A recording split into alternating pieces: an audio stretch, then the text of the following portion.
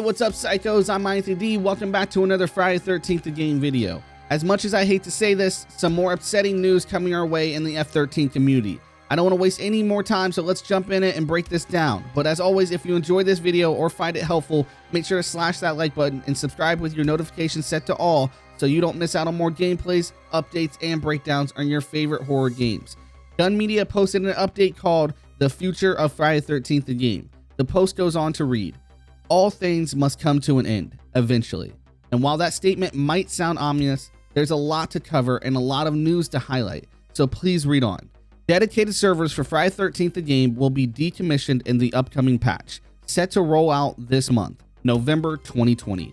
What this means is that the game will revert back to peer-to-peer matchmaking for quick play lobbies. The database servers, however, will stay active and continue to house all player progressions and unlocks, so users can continue to play Friday 13th the Game via peer-to-peer quick play and private matches.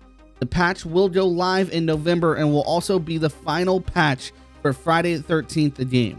The team has been hard at work completing fixes for a long list of player issues to include in that final patch, and the community can expect a finalized patch notes to be released in the week prior to the patch going live. The official forums will be in an archived locked state so that players can still reference the information that lives on the various boards.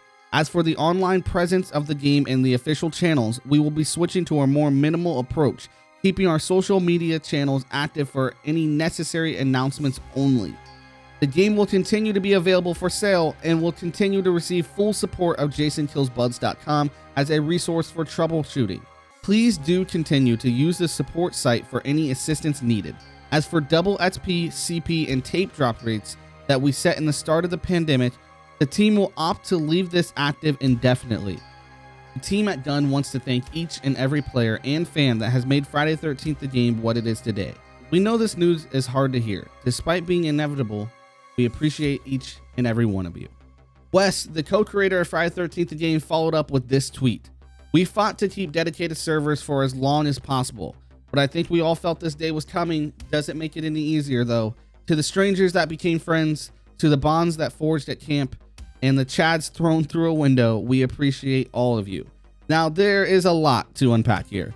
The game will no longer have dedicated servers and will work on a peer-to-peer system again, which is something that console players know a lot about. PC players have had dedicated servers since day one, but console players have had to deal with this for a long time back in the day.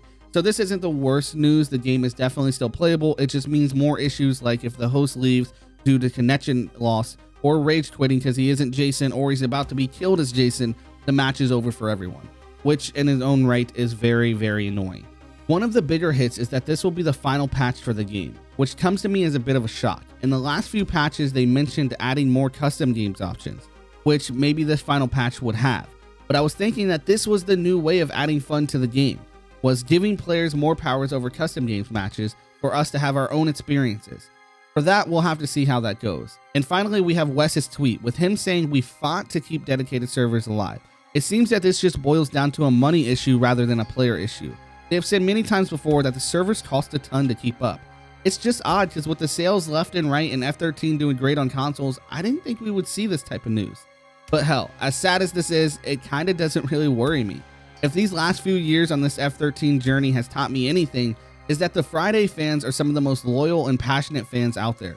If other games lost content due to what seems like a never-ending lawsuit, had as many bugs or other issues, 100% they would not have the fan base and player support that F13 still has.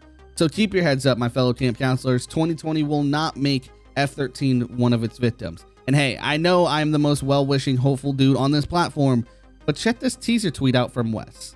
He goes on to post, "Internet. Wes, what does this mean for Gun Media in the future?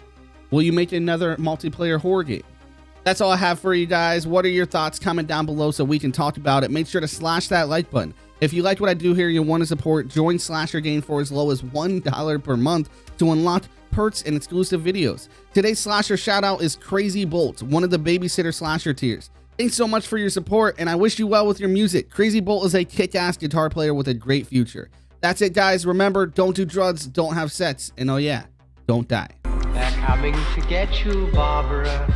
What an excellent day for an exorcism. You like scary movies? Have you checked the children? sometimes.